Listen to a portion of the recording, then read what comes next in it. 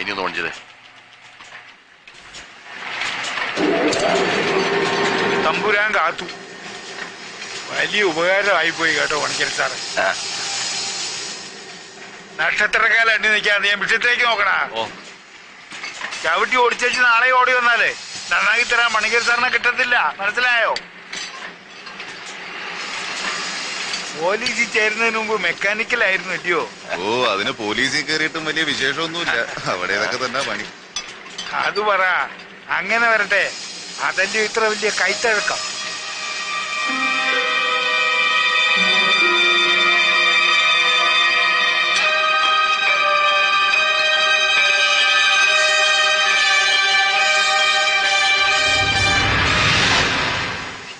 Sir, ഒന്നുണ്ട്. Seems very very familiar. എവിടെയോ ഇതുപോലൊന്ന് കണ്ടിട്ടുണ്ട്, ഓർമ്മ കിട്ടുന്നില്ല.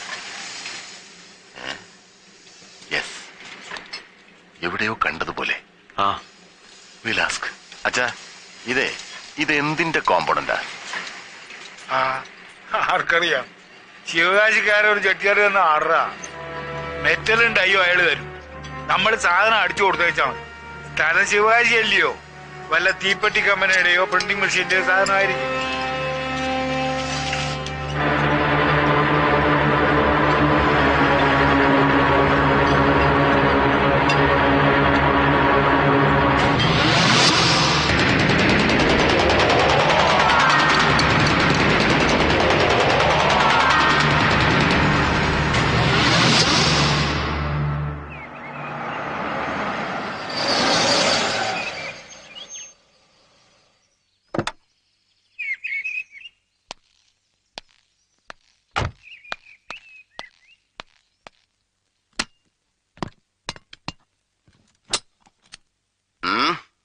AK-47 Anton Kalashnikov 47.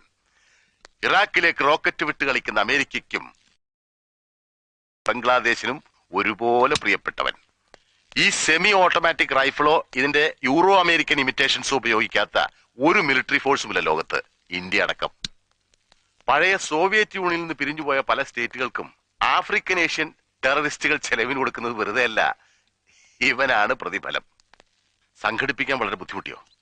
അല്പം. ആർട്ടിലറി കോറിൽ ഒരു സീക്രട്ട് സ്പെഷ്യൽ റിക്വസ്റ്റ് കൊടുത്തു.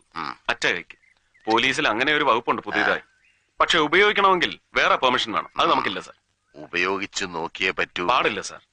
അതിന് കോർട്ട് ഓർഡർ പോലെയുള്ള വാലിഡ് ഡോക്യുമെന്റ്സ് വേണം.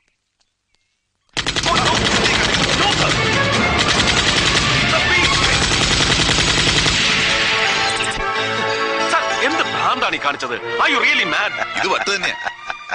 വട്ട് തന്നെയാ. പക്ഷേ അത് ആർക്കൊക്കെയാണ്, ഏതിനൊക്കെയാണ്, എങ്ങനെയൊക്കെയാണെന്ന് അറിയണമെങ്കിൽ I have to use an AK-47. See the firing perfection. ഇത് ഒറിജിനൽ തന്നെയാ. Now I have to dismantle this gun. ഇത് അഴിച്ചു പറിച്ചതിന്റെ ആക്കോ ആണിയൊക്കെ ഒന്ന് ഇളക്കി പരിശോധിക്കണം.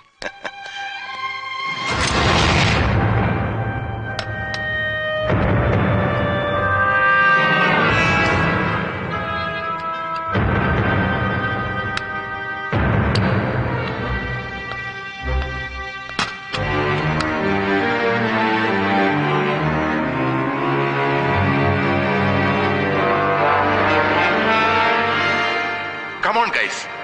See this.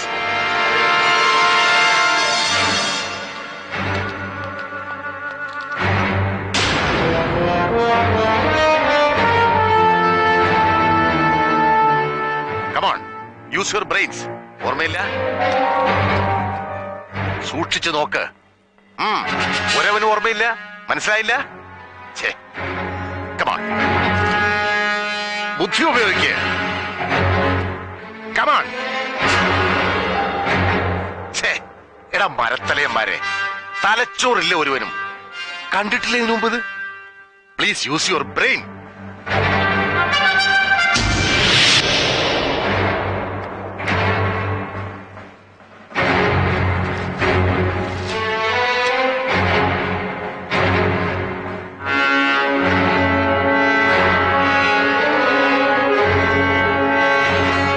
പിടികിട്ടിയില്ല അല്ലേ? That is AK-47 reverbing knot. Knot എന്ന് പറഞ്ഞാൽ KNOT knot. Now identify original ഏത്, ഡ്യൂപ്ലിക്കേറ്റ് ഏത്? കഴിയുന്നില്ല. യുവർസെൽഫ്? Exactly see. ഇനിയിപ്പോ തിരിച്ചറിയാതെ എങ്ങനെയാ ഇത് റീഫിറ്റ് ചെയ്യുന്നത്? ഈസി. ഈ റഷ്യൻ മെറ്റൽ അലോയുടെ തേർമൽ റെസിസ്റ്റൻസ് പവർ എന്ന് പറഞ്ഞാൽ 5000 ഡിഗ്രി സെന്റിഗ്രേഡ് ആണ്. പക്ഷെ അച്ഛന്റെ ഈ ഡ്യൂപ്ലിക്കേറ്റ് തരക്കേടില്ലാത്തൊരു കൊല്ലന്റെ ആലയെ കൊണ്ടുവച്ചാൽ ഉരുകി ഒലിക്കും. ഏറിയ 1200 degree centigrade. Imitations are still imitations only.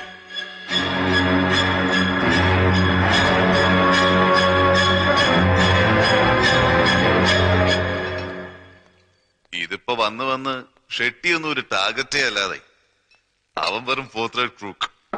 വിശ്വസിക്കാൻ കഴിയുന്നില്ല. ഒരു ക്രിസ്ത്യൻ മിഷണറിയിൽ ഇതൊക്കെ ഉണ്ടാക്കാന്ന് വെച്ചാ അതും ഒരു പ്രീസ്റ്റ്. എന്തൊരു ചങ്കൂറ്റം. ചങ്കൂറ്റമാണോന്ന് നിർബന്ധമൊന്നുമില്ല, അജ്ഞതയുമാകാം. സായിപ്പ് മൂക്കുകൊണ്ട് ഇക്ഷായും എണ്ണായും വരച്ചിട്ട് നടക്കാത്തൊരു കോമ്പിനേഷൻ ആണോ ഏതോ ഒരു പൗലോസച്ചൻ അതും ഒരു സെക്കൻഡ് ഹാൻഡ് കോയമ്പത്തൂർ ലെയ്ത്തും വെച്ച് ടോ നോ എന്നും പറഞ്ഞുണ്ടാക്കാമോ? അപ്സൈഡ് എന്ന് പറഞ്ഞു വെറുതെ തള്ളിക്കളയരുത് സാർ. ഒരു ഡൗട്ട്, ഞാൻ ചുമ്മാ ചോദിച്ചോട്ടെ, ആ കത്തനാരാച്ചനെ പൊക്കിയ എന്തെങ്കിലും തടഞ്ഞാലോ? No. ധൃതി പാടില്ല. മതന്യൂനപക്ഷം, ക്രിസ്ത്യൻ പുരോഹിതൻ, ഞാനൊരു മുസ്ലിം. It's a very delicate area. രാജ്യം ചിലപ്പോ കത്തും. എന്ത് ചെയ്യും sir? Gregory, come.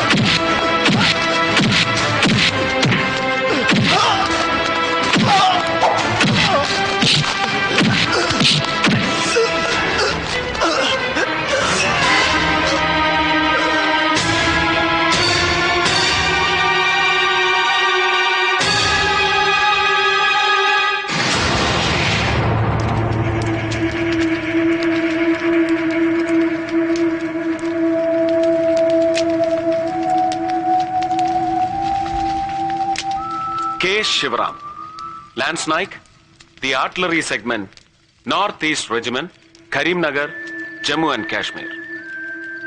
രാജ്യദ്രോഹത്തിന് court martial കഴിഞ്ഞ് പട്ടാള കോടതിയുടെ ഷൂട്ട് അറ്റ് സൈറ്റ് എന്ന എക്സ്ട്രീം സീക്രട്ട് വധശിക്ഷയ്ക്ക് വിധിക്കപ്പെട്ട Indian jawan.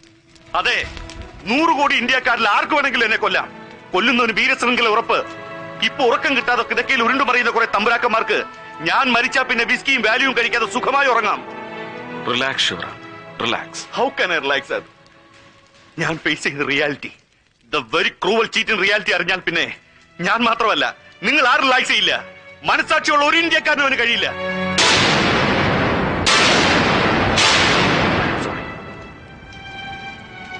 I am sorry sir.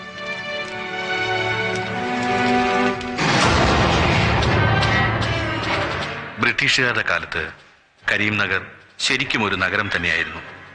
സ്വാതന്ത്ര്യത്തിനും വിഭജനത്തിനും ശേഷം ഒരു സ്ഥിരം യുദ്ധവേദിയായി തീർന്ന കരീംനഗർ തകർന്നടിഞ്ഞ് മനുഷ്യവാസരഹിതമായി. പട്ടാളത്തിന്റെ, ശരിക്കും ഇന്ത്യൻ ബോർഡർ സെക്യൂരിറ്റി ഫോഴ്സിന്റെ കീഴിലുള്ള അതിർത്തി പ്രദേശം. അയൽ രാജ്യത്ത് ആഭ്യന്തര കുഴപ്പമുണ്ടാകുമ്പോൾ അവരുടെ ഭരണാധികാരികൾ ജനശ്രദ്ധ തിരിച്ചുവിടാൻ ഏതെങ്കിലും ഇന്ത്യൻ അതിർത്തികളിൽ ആക്രമണം അഴിച്ചുവിടുകയാണല്ലോ പതിവ്. അത്തവണ അത് കരീംനഗറിലായിരിക്കുമെന്ന് ഇന്റലിജൻസ് മെസ്സേജ് അനുസരിച്ച് BSFന് കൂടുതൽ ആധുനിക ആയുധങ്ങൾ എത്തിക്കാൻ പുറപ്പെട്ട ആർട്ടിലറി സപ്ലൈ കോറിന്റെ ഇൻചാർജ് ആയിരുന്നു.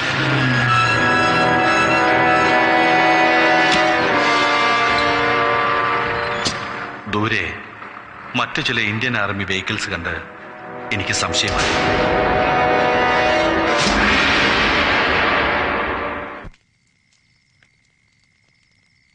ആരായിരുന്നു അത്? ഒരുപക്ഷെ ശത്രു വേഷം മാറി വന്നതാവും. അല്ല, എന്റെ സീനിയർ ഓഫീസറായിരുന്നു മേജർ റൊണാക് സിംഗ്. എന്തോ ക്ലറിക്കൽ മിസ്റ്റേക്ക് കൊണ്ട് ഡൽഹിയിൽ TNC കഴിയാത്ത ആയുധങ്ങളായിരുന്നു അത്രേ ഞങ്ങളുടെ വണ്ടിയിൽ. TNC? അതെ, ടെസ്റ്റഡ് ആൻഡ് സർട്ടിഫൈഡ്. പുതിയ ആയുധങ്ങൾ വാർഫ്രണ്ട് ഉപയോഗത്തിന് കൊടുക്കുന്നതിന് മുമ്പ് മാനുഫാക്ചറിംഗ് ഡിഫക്ട്സോ മറ്റ് തകരാറുകളോ ഇല്ലെന്ന് ഉറപ്പുവരുത്തണമെന്നുണ്ട്. ആ ഡിപ്പാർട്ട്മെന്റിൽ നിന്ന് കിട്ടുന്ന ഓക്കെ സർട്ടിഫിക്കറ്റിനാണ് TNC എന്ന് പറയുന്നത്. എനിക്ക് സംശയം തോന്നി, അത്തരമൊരു ക്ലറിക്കൽ മിസ്റ്റേക്ക് ദാറ്റ്സ് ഇമ്പോസിബിൾ. എങ്കിലും സീനിയർ ഓഫീസറാണ് പറയുന്നത്, അതും ഞങ്ങളുടെ ചീഫ് ബ്രിഗേഡിയർ ഗിരിധർ ബർവയുടെ റിട്ടേൺ ഓർഡറും കാണിച്ച്. Was it fake? നോ, അത് ഗിരിധർ ബർവയുടെ ഒപ്പ് തന്നെയായിരുന്നു എന്ന് എനിക്ക് ഉറപ്പുണ്ട്. ഞാൻ എന്റെ ട്രക്കുകൾ മേജർക്ക് കൈമാറി. ടെസ്റ്റിംഗ് കഴിഞ്ഞ ആയുധങ്ങളുള്ള അവരുടെ ട്രക്കുകൾ ഏറ്റുവാങ്ങി അതിർത്തിയിലേക്ക് യാത്ര തിരിക്കാൻ ഒരുങ്ങിയപ്പോഴാണ് ഇരുട്ടിൽ മേജർ റൊണാക് സിംഗിന്റെ പുറകിൽ ഞാൻ മറ്റൊരു ഇന്ത്യൻ ഓഫീസറെ കണ്ടത്.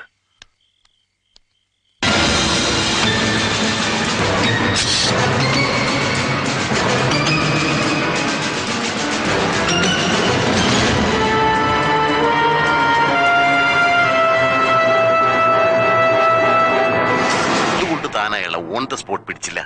എങ്ങനെ കഴിയും സാർ? എന്റെ സീനിയർ ഓഫീസറിന്റെ കൂടെ അതേ റാങ്ക് യൂണിഫോം ധരിച്ചാണ് അയാൾ നിന്നിരുന്നത്.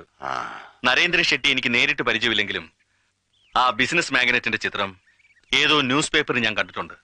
അത് ഷെട്ടിയാണെന്ന് ആ സാഹചര്യത്തിൽ ഞാൻ എങ്ങനെ ഉറപ്പിക്കും? ഞാൻ കണ്ട ഓഫീസർ ഷെട്ടിയുടെ മുഖച്ഛായ ഉള്ള ഒരു ജയകുമാർ ആയിക്കൂടുന്നില്ലല്ലോ.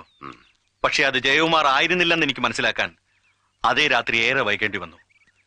അംഗസംഖ്യയിലും ആയുധബലത്തിലും ഏറെ മുന്നിലായിരുന്ന ആർമി അന്നത്തെ എൻകൗണ്ടറിൽ ദയനീയമായി പരാജയപ്പെട്ടു. നോ, നമ്മൾ തന്നെ നമ്മളെ തോൽപ്പിച്ചു. 167 ഭാരതപുത്രന്മാരാണ് അന്നൊരൊറ്റ രാത്രി കരീനഗറിൽ വീണു മരിച്ചത്. ജീവനോടെ രക്ഷപ്പെട്ടത് ഒരേ ഒരാൾ മാത്രം, തമിഴ്നാട്ടിൽ നിന്നുള്ള ഒരു ഹവീൽദാർ രാജരത്നം. റൊണാൾഡ് സിംഗിന്റെ കൂടെ ഞാൻ കണ്ടത് നരേന്ദ്ര ഷെട്ടി തന്നെയാണെന്നും എന്തൊക്കെയോ കള്ളക്കളികൾ ആ രാത്രിയിൽ ആയുധ കൈമാറ്റത്തിൽ നടന്നിട്ടുണ്ടെന്നും എനിക്ക് ഉറപ്പായി. ഭാഗ്യത്തിന് അന്ന് ബേസ് ക്യാമ്പിൽ ഞങ്ങളുടെ ബ്രിഗേഡിയർ ഗിരിധർ ബർവ എത്തിയിരുന്നു. രാജരത്നത്തെയും കൂട്ടി ഞാൻ ബേസ് ക്യാമ്പിലേക്ക് പോയി. എന്റെ സംശയം ഞാൻ ബ്രിഗേഡിയറോട് തുറന്നു പറഞ്ഞു.